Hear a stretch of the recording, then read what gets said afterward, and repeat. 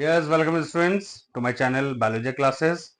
बच्चों, मैं आपके सामने जो है आज टॉपिक जो है पहला है वो हमारा द लिविंग वर्ल्ड। उसके बारे में मैं आपसे डिस्कस करूंगा कुछ चीज़ों में। आज का वीडियो जो है शॉर्ट ही रहेगा और क्योंकि आज फर्स्ट लेक्चर समझ लीजिए आप लोग का है, तो एक तरह से इंट्रोडक्टरी भी है। मेरा नाम डॉक्टर जुबैर अहमद और मैं आपको 11th क्लास के बारे में जो भी आपके बायोलॉजी की प्रॉब्लम्स हैं आप मुझसे डिस्कस कर सकते हैं। लाइक और शेयर करने के साथ साथ कमेंट करके अपनी सारी बातों को बता सकते हैं, ताकि मैं आपके लिए फिर उसी टॉपिक पर पर्टिकुलर टॉपिक पर वीडियोस ला सकूं। और साथ ही साथ 9th और 10th क्लास मैंने स्टार्ट कर ही दी है। आज 11th है, बहुत जल्दी 12th भी स्टार्ट करने वाला हूँ। नीट की प्रिपरेशन भी इसी चैनल पर कराई जाएगी। और छोटा सा एक आपका डाउट क्लियर कर देता हूँ कि जो बायोलॉजिया क्लासेस है ये लैटिन वर्ड पर रखा गया है और लैटिन में बायोलॉजिया क्लासेस को बायोलॉजी क्लासेस के नाम से ही जाना जाता है। ज़्यादा डिफरेंस नहीं है, लैटिन में आप सर्च कर सकते हैं। तो now let's start the topic and that is the living word. ठीक है, तो इसके बारे में देख लेते हैं बच्चों, लिविंग वर्ड के बारे में। तो सबसे पहले पहला पॉइंट जो आता है सबसे जरूरी वो है लाइफ, कि लाइफ क्या होती है। लाइफ क्या होती है, तो इसके बारे में क्या है, the quality that distinguishes living things from non living things. तो सबसे पहले अगर आपसे कोई भी सवाल करता है कि लाइफ क्या होती है, तो आप क्या बताओगे? आप यही कहोगे कि जो जीवित है, ठीक है, जो जिंदा है, जो जिसके अंदर आपको सारी एक्टिविटीज देखने को मिल जाए, बायोलॉजिकल प्रोसेसेस देखने को मिल जाएं, ठीक है, उसके अंदर क्या है, लाइफ है। ठीक है, यानी कि जो लिविंग ऑब्जेक्ट है या लिविंग बीइंग है उसके अंदर आपको अगर ये बायोलॉजिकल प्रोसेसेस दिखाई दे रहे हैं तो यानी कि उसके अंदर लाइफ है। ठीक, तो ये आप समझना है। और साथ ही साथ सजीव और निर्जीव में यही सबसे बड़ा फर्क है कि जो सजीव होंगे, जो जिंदा होंगे, ठीक है, वो बायोलॉजिकल प्रोसेस शो करेंगे, जबकि निर्जीव के अंदर जो डेड होंगे उनके अंदर कोई भी लाइफ नहीं है, उनके अंदर कोई भी लाइफ प्रोसेसेस देखने को आपको नहीं मिलेंगे। ठीक है ना बेटा, लाइफ प्रोसेस आप लोग 10th क्लास में पढ़ चुके हैं, ग्रोथ, रिप्रोडक्शन वगैरह ये सब आप जानते ही, मैं बहुत ज्यादा नहीं करूंगा। अगर आपको डाउट है तो मेरे इसी चैनल पर क्लास 10th में जाकर के लाइफ प्रोसेसेस के बारे में यूट्यूब पर ही सर्च कर सकते हैं, आपको वीडियोस वहां पर मिल जाएंगी। ठीक है, तो अब यहां देख लीजिए, ये मैं आपको पहले बता चुका हूं। नाउ द नेक्स्ट, इसके आगे की लाइन देख लीजिए, the period between birth and death और the state of being alive, ठीक, एंड शोज बायोलॉजिकल प्रोसेसेस। अभी यही बात मैं आपको बता रहा था, क्या बायोलॉजिकल प्रोसेसेस। तो बर्थ एंड डेथ यानी कि जन्म से लेकर के मरण तक, यानी जन्म से मरण तक का जो भी कंडीशन आपको दिखाई दे रही है, जो भी आपकी क्या है, सीमा दिखाई दे रही है समय की, ठीक है ना, टाइम की, तो this is what, this is called life. जैसे हम कहते हैं अरे यार लाइफ में बहुत कुछ करना है, तो ये लाइफ में बहुत कुछ क्या करना है, यानी कि आप जब जिंदा है, आप लिविंग है, तभी तो आप करोगे। जब डेथ हो जाएगा आदमी, जब डेथ हो जाती है पर्सन की, तो क्या करेगा, कुछ नहीं, नथिंग। ठीक, तो इसको इस तरह से मैं समझाने की कोशिश कर रहा हूं बेटा। ठीक, तो ये आपका पीरियड मैंने बता ही दिया, टाइम पीरियड आ गया, कहां से, बर्थ से लेकर के डेथ तक का।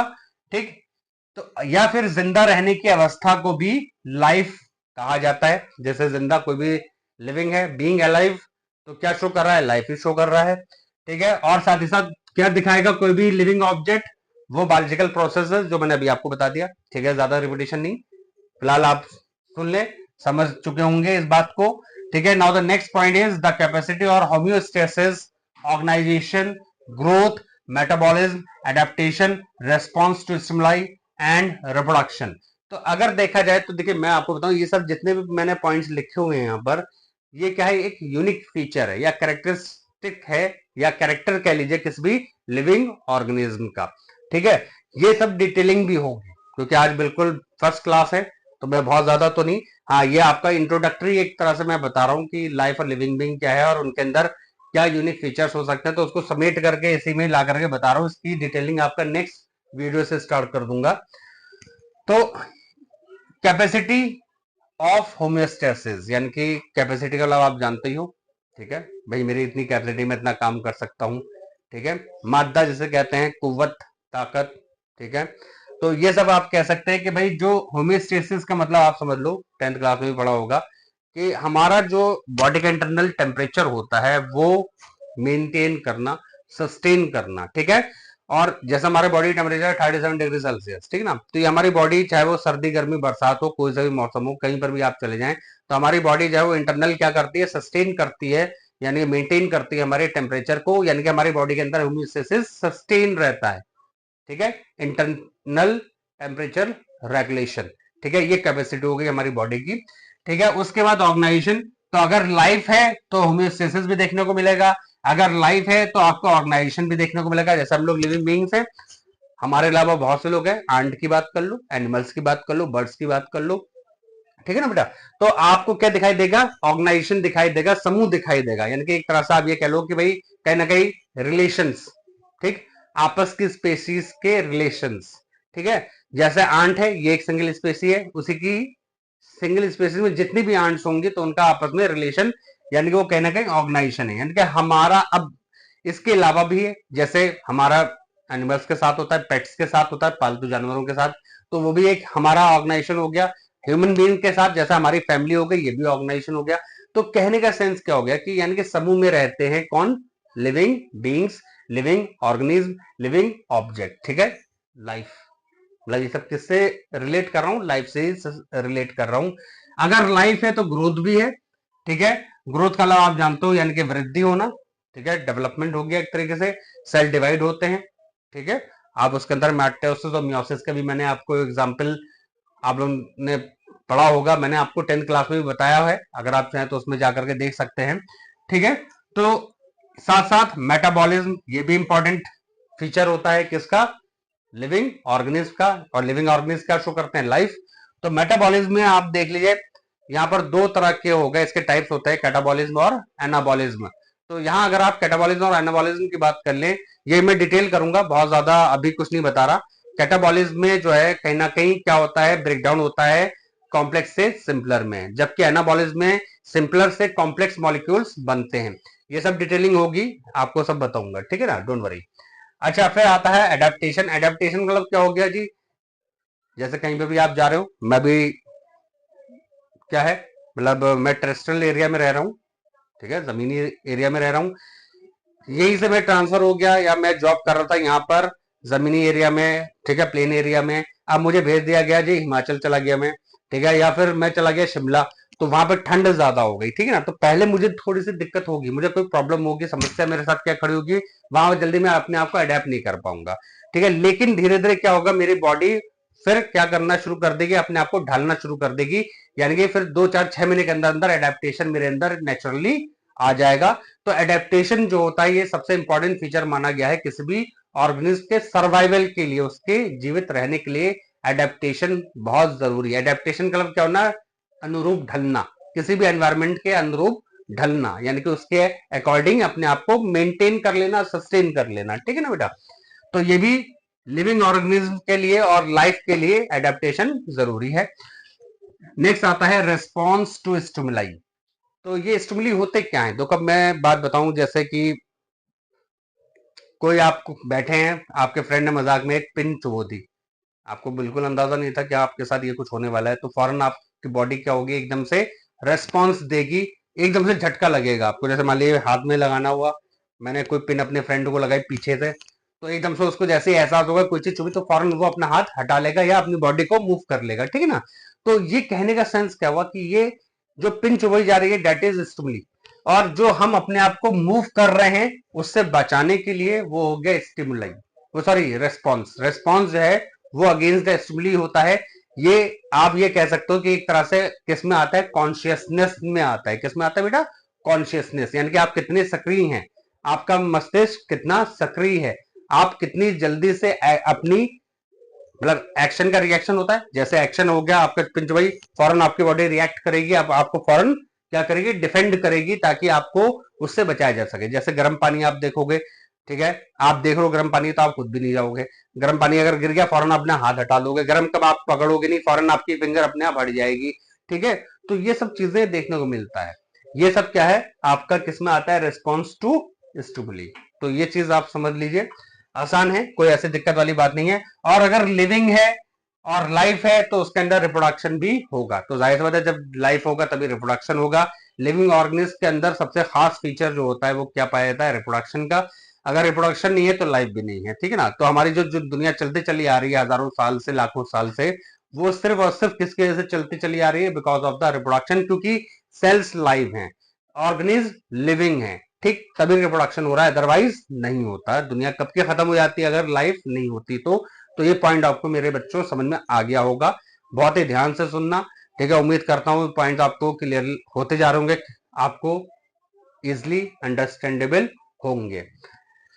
Now the next point, life condition occurs only in the living organism. वही बार बार जो मैं बता रहा हूं, अब इसका रिपीट नहीं करूंगा, कि जो जितने भी लिविंग ऑर्गेनिज्म होंगे उनके अंदर लाइफ पाई जाती है। Life exist all over the earth in air, water and soil. आप दुनिया के किसी भी कोने में चले जाएं, आपको हर जगह लिविंग ऑर्गेनिज्म देखने को मिल जाएंगे। वैरायटी ऑफ लिविंग ऑर्गेनिज्म देखने को मिलेंगे, डाइवर्सिटी ऑफ लिविंग ऑर्गेनिज्म देखने को मिलेंगे। अलग अलग तरह के जीव जंतु आपको हर जगह मिल जाएंगे, पानी में देख लीजिए, हवा में देख लीजिए, या फिर लैंड पर देख लीजिए, ठीक। तो ये सारी चीजें आपको क्लियर हो रही होंगी, ठीक है। ये सब चीजें आप वैसे ही पहले से ही पढ़ते आ रहे हैं। अब 11वीं क्लास में जो डिटेलिंग ज्यादा हो जाती है, तो आपको वो सारी चीजों को और डिटेल में पढ़ना है, मुझे और अच्छा लगेगा आपको डिटेल करते हुए, ठीक है। तो अगर कहीं रिपीट होता है तो उसका ये मत समझ लीजिएगा कि मैं बार बार रिपीट कर रहा हूँ, सिर्फ आपको रिमाइंड कराने के लिए मैं कभी कभी बीच बीच में आपको याद दिलाता हूँ, ताकि पढ़ते पढ़ते आपको वो पॉइंट फौरन क्लिक कर जाए कि आप पढ़ क्या रहे और आपको समझ में आ जाना चाहिए।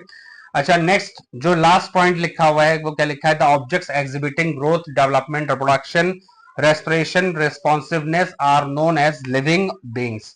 तो डेफिनेशन अगर कोई पूछ ले भाई लिविंग बींग्स होते क्या हैं, मैं बार बार आपको वही समझा रहा था कि लिविंग ऑर्गेनिज्म के अंदर ही लाइफ होगा, लाइफ ही लिविंग ऑर्गेनिज्म को शो करेगी, या लिविंग ऑर्गेनिज्म के अंदर लाइफ होगी। तो वो ऑब्जेक्ट, वो वस्तु जो ग्रोथ, वृद्धि को शो करे, बढ़ोतरी को शो करे, डेवलपमेंट आपको दिखाई दे, यानी कि उसका मास इंक्रीज हो, यानी कि बाय वेट, ठीक है ना। बाय वेट ग्रोथ में भी आ सकता है, डेवलपमेंट में भी आ सकता है। जैसे सेल्स डिवाइड करेंगे वैसे वैसे उनके अंदर डेवलपमेंट स्टार्ट हो जाता है। रिप्रोडक्शन के अंदर भी यही चीज आ जाती है, माइटोसिस और मियोसिस, मैंने अभी आपको बताया था, ठीक है। सेल डिविजन वगैरह जो होते हैं वो माइटोसिस और मियोसिस के थ्रू भी देखने को मिल सकते हैं। हेरिडिटरी कैरेक्टर जो होते हैं वो रिप्रोडक्शन के थ्रू पेरेंट्स से ऑफस्प्रिंग में जाते हैं, यानी कि माता पिता से नए बच्चों में, यानी कि जो न्यूबॉर्न बेबीज होते हैं उनके अंदर भी ये सारी हेरिडिटरी कैरेक्टर्स ट्रांसफर होते हैं। तो रिप्रोडक्शन बहुत इंपॉर्टेंट फैक्टर है, इसी से ही दुनिया चलती चली आ रही है, नेचुरल फैक्टर है। रेस्पिरेशन की बात कर लें तो बिना ब्रीथ करे, बिना सांस लिए कोई भी मतलब जीवित नहीं रह सकता, जिंदा नहीं रह सकता। सांस का लेना और उसे निकालना, ये क्या है? आपका ब्रीदिंग है, रेस्पिरेशन में ही आता है, ठीक है बेटा। इनहेलेशन और एक्सहेलेशन आप लोगों ने 10th क्लास में पढ़ा होगा, इसमें भी आपको बता सकता हूं आने वाले टाइम में, जैसे जैसे चैप्टर में आगे बढ़ते जाएंगे। रेस्पॉन्सिवनेस के बारे में मैंने बहुत अच्छे से आपको यहाँ पर समझाने की कोशिश करी है, रेस्पॉन्स टू स्टिमुलाई। तो ये रेस्पॉन्सिवनेस भी आ गया, और इसको कॉन्शियसनेस के नाम से भी जाना जा सकता है। आप इसको बिल्कुल मैच कर सकते हो, इसमें कोई प्रॉब्लम नहीं है। कोई भी बॉडी किसी भी ठंडी जगह जाएगी, गर्म जगह जाएगी, या कोई गर्म चीज डाली जाएगी उसके ऊपर, तो फौरन रिस्पॉन्स करेगी। रेस्पॉन्ड टू स्टिमुलाई आपको देखने को उस ऑर्गेनिज्म के अंदर फौरन मिल जाएगा, ठीक ना बेटा। आप देखते हैं भाई ठंडी जगह से उड़ करके गर्म जगहों पर क्या होते हैं, बहुत से बर्ड्स वगैरह आ जाते हैं, ठीक है, मूव माइग्रेट कर जाते हैं। माइग्रेशन देखा तो वो कहीं ना कहीं बॉडी का रिस्पॉन्स होता है, क्योंकि उनको वहां पर ठंडी अब सुहा नहीं रही, तो मॉडरेट टेम्परेचर की तरफ मूव कर जाते हैं। तो ये सब भी आप इसको रिलेट कर सकते हो। तो आई होप कि आपको ये जो पॉइंट है ये कवर हो गए होंगे, मतलब समझ में आ गए होंगे जो मैंने कवर करा आज। और thank you very much students, और कीप वॉचिंग। आपको अगर नॉलेज बढ़ानी है तो मेरे चैनल को भी देखते रहें, क्योंकि मैं आपको ज्यादा से ज्यादा कम समय में समझाने की कोशिश करता हूँ, और क्वालिटी टीचिंग प्रोवाइड करने की पूरी पूरी कोशिश करता हूँ, ठीक है। लाइक और सब्सक्राइब करें, कमेंट लिखें, जो भी चैप्टर आपको चाहिए, जो भी टॉपिक आपको चाहिए वो कमेंट के थ्रू मुझे बता सकते हैं। Okay students, thank you very much.